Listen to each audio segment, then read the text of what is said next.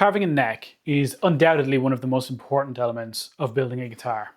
Being able to custom shape exactly what you want on a neck, the real interface, the playing surface of a guitar, is, well, it's such an important thing and a personal thing. Some people love it, some people hate it. I personally absolutely love it. Carving a neck is one of my favorite stages of building a guitar. Taking it from a raw square shape, like I have right here, and ending up with a nice, comfortable, rounded, finished element. Today I'm going to show you exactly how I carve my necks using a method called faceting, which is a really good method, very simple, that gives you good, repeatable, accurate, consistent results time and time again. It's a method that I've been using for the last 5 years of building guitars professionally, and I trust it a lot, and I think you should too. If you're not familiar with it, then you should be, and hopefully by the end of this video you will be.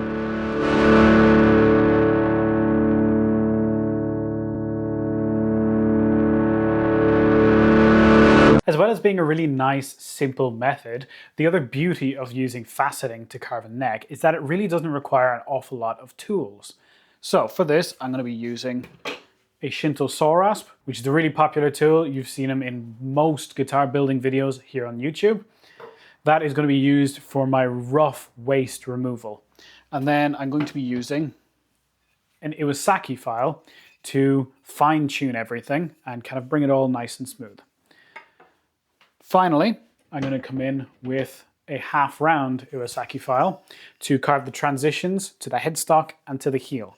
So that is 3 tools, and that's pretty much it. After that, we do need sanding and all that, but I'm going to ignore that for this video. Before we get started, there is some important prep that needs to be mentioned. So on this neck, I have thicknessed the profile of the neck itself. So I measured the thickness of the 1st fret and I measured the thickness of the 12th fret.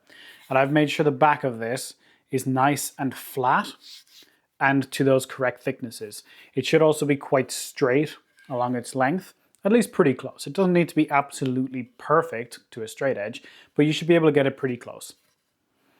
I've also roughed in the transitions when I did the flattening to both the heel and to the volute. As this is an angled headstock, I will be doing a volute on this as well, which you may or may not do depending on your own choices, but I'm going to show you how to do it anyway. But if you've got it all nice and prepped to thickness like this, then we're ready to go and we can start marking things out. Okay, first things first, we want to get a center line in, well, the middle of this neck. So I like to use these protractors, and one helpful thing is that the angle that you're measuring here doesn't really matter. So I'm just going to keep rotating this until I can read the same number on both sides. And then I can mark my center line. Do the same on the other end, and then when you connect the dots, you will have a center line. Now you're going to want a ruler to connect the dots, obviously. The one that fits best between either end of the neck to be carved is the best ruler to use here. I have found that a string spacing ruler fits really nicely. Now you may notice that my center line here is slightly askew, and that is, for me, correct because I am doing an offset neck carve. But if you're not doing an offset neck carve, which if it's your first neck carve, don't, you want to make sure this is in the center. So remember, do as I say, not as I do. Once we have our center line, I'm going to split the spaces that have been left on either side, essentially quartering the neck.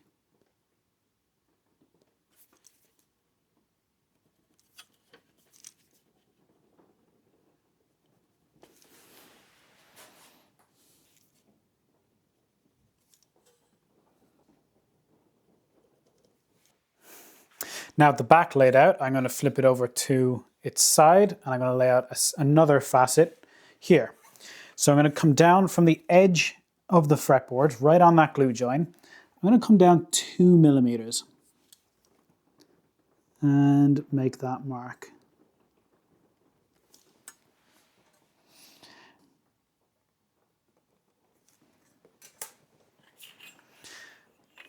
And of course, draw a line.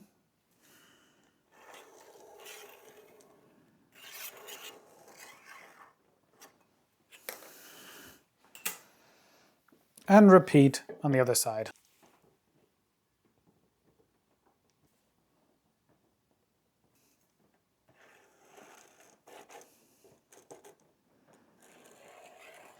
And now with the side done, I can just mark that out. Basically, everything between those two lines needs to be removed.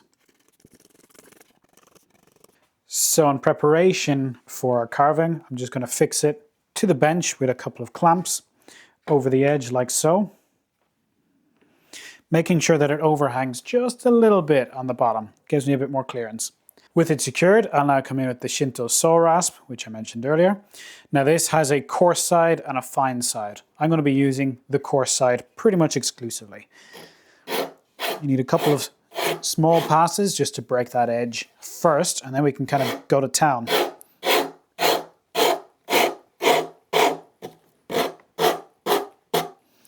Now I like to do long passes, starting here, ending about there as I go. And one of the important things we need to do on this is try and keep it flat, keep it straight. The more accurate you can be at this stage, the better, and the straighter you can keep it, the easier it will be.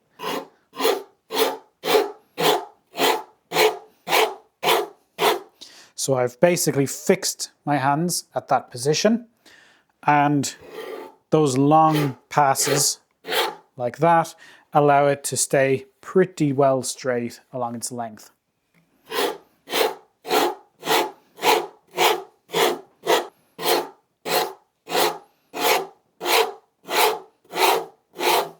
As you're going, it can be very helpful to just get a straight edge of some description and just keep an eye on how flat you're keeping that facet. It doesn't need to be perfect. One of the best things about this method is that it's actually quite quick. So if you spend too much time stressing out about getting it absolutely perfect, you are defeating the purpose of this method to a degree. Now, as you get to the ends, this is all going to be carved out later. So I'm going to come in fairly aggressively, like so, and just allow, you can see there's a bit of a slope that the rasp has naturally done by itself as I kind of started here and it steps out basically. So we can give ourselves a nice kind of aggressive slope there, and that will help us a lot later on. And then just feathering that in, basically trying to take this facet up as far as we can get it. Now you don't want to come in at an angle like that because that's going to push it back, and we don't want that. And there is our first facet. You can see I've pretty much hit the lines on the top and on the side. And that's exactly where we want it to be. And it's relatively flat across its width. And for the second side, exactly the same. I flipped it around in the vise, and I'm just going to make this facet disappear. And there we go. There's the second side done and dusted. So we can move on now and mark up the next facet. So again, excuse the slightly offset lines. I'm doing a slightly different carve on this. But again, the whole thing is more or less the same. What I'm going to do here is find the midpoint between our center line and our first facet corner, which is right there. And then whatever that distance, here is 6.5, I'm going to come down on the edge that same amount. And then that is our next facet. Same thing on the other side. And I will mark this same idea on the other end of the neck, join the dots, and that's our next facet. Now it's worth absolutely saying that the measurements I'm giving you, half and half and half, like this, are going to give you a C-shaped profile. If you so wish, you can adjust those measurements to get you any other kind of profile. You just have to consider how that profile is different from a C-shape. For example, for a V-shaped profile, back when we did our first facet, instead of dividing the back of the neck into quarters, you can pinch those two quarter lines in towards the center line just a little bit. And that's going to give you a V-shaped profile. For a D-shaped profile, instead of measuring 2 millimeters from the fretboard, measure up 3 millimeters. Things like that. By adjusting these measurements, we can get different neck shapes. Now, with most of those facets done, we've got one tiny one left to do. This line that we drew earlier, which is 2 millimeters away from the binding in this case, or the fretboard edge, I'm going to measure 2 millimeters into this new facet, which is there. And then the other side is going to just go to the edge of the fingerboard. And then I'll do the same thing on the other end of the neck, and that is our last facet. Now for this one, I could change from the coarse side to the fine side, which isn't a bad idea considering this facet is tiny.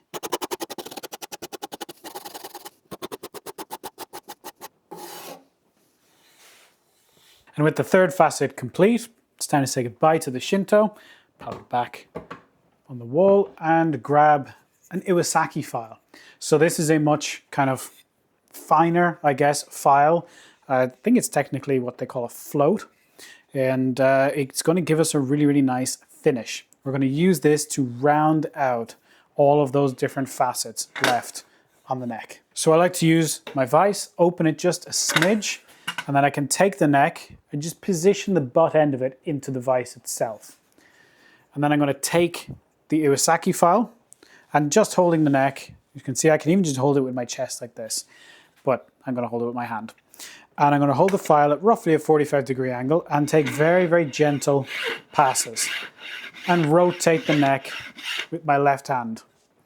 And this file is basically going to just stay doing this motion while this hand rotates the neck.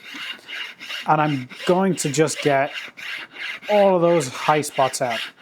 And the file will naturally find the high spots. As I hold it on a flat spot, it just kind of rides along the flat. But once I rotate it and it finds an edge, it catches on that edge and starts to round it out.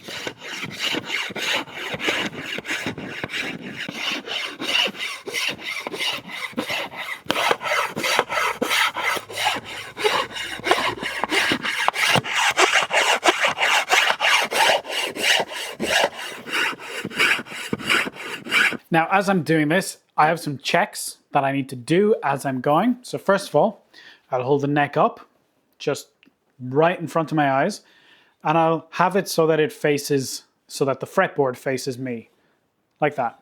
Mine's all taped up to protect the fretboard. And then I will slowly rotate the neck, and I will see as parts of the neck appear in front of me. Let's see if we can see this on the camera. So holding it up, and then as I rotate back, the mahogany will just reveal itself. And I can use the edge of the fretboard as a straight edge to compare. And you'll start to see if there's any undulations in the carve that you've done. The other check to do is to see what the length of it looks like. So you want to find a light and just point the neck towards the light. And what you'll see are kind of shinier spots along the neck. That is going to be where the Iwasaki has gone over that and left a better finish.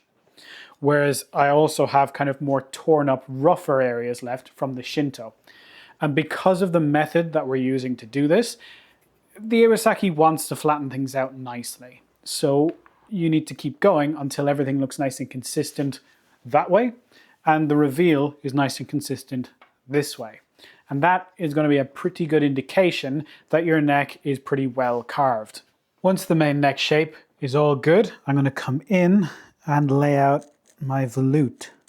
So I want it to peak right on that peak. Now we'll come around, and you always want it to kind of come from the corners and come in just a little bit.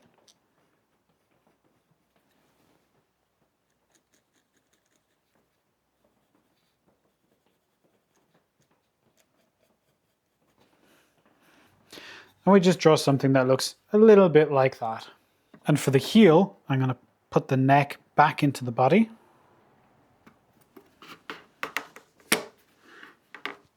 Make sure it's well seated.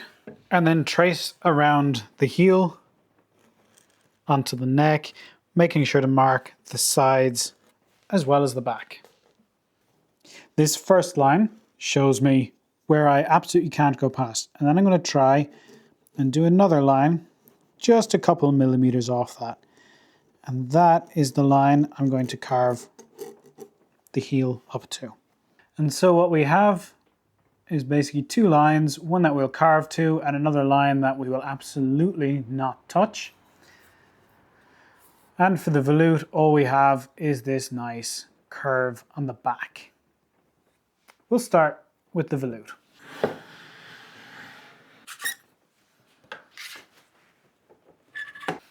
And then I'm going to come in with my half-round Iwasaki file, very, very similar to the one that we used to clean up the rest of the neck. And I'm just going to start carving this away. Now, I always think of a volute as a coming together of three different elements. First of all, you have the neck profile, which is effectively being smashed up into the headstock. You've then got the sides, which are being blended seamlessly into the rest of the neck. And finally, you've got that shape on the back, around which we're going to take our transition that we got from the sander and drag it around. Now, when it comes to the heel, I'm going to do exactly the same idea. I'm going to try and keep the same profile here where it goes flat until here and it turns into a radius. I'm going to try and basically take that radius and make it follow that curve. So on the sides, it'll be a bit more of a curve. We will have a transition from the side of the heel onto the neck carve. Other than that, the process is exactly the same as for the volute.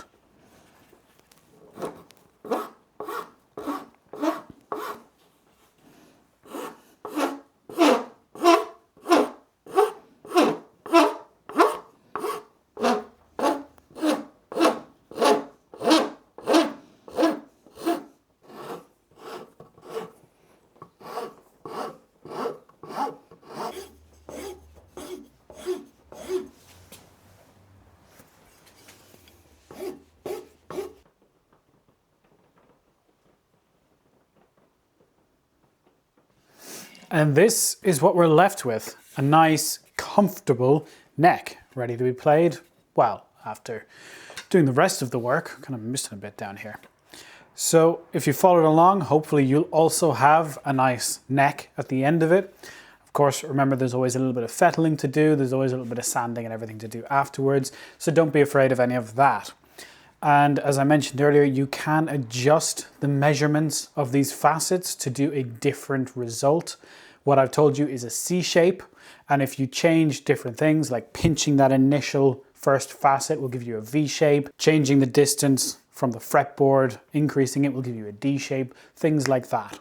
I hope you found this useful. If you're going to be going and doing your own neck, let me know down in the comments if it helped. And if you do it a different way, let me know how you do it. I'm always interested.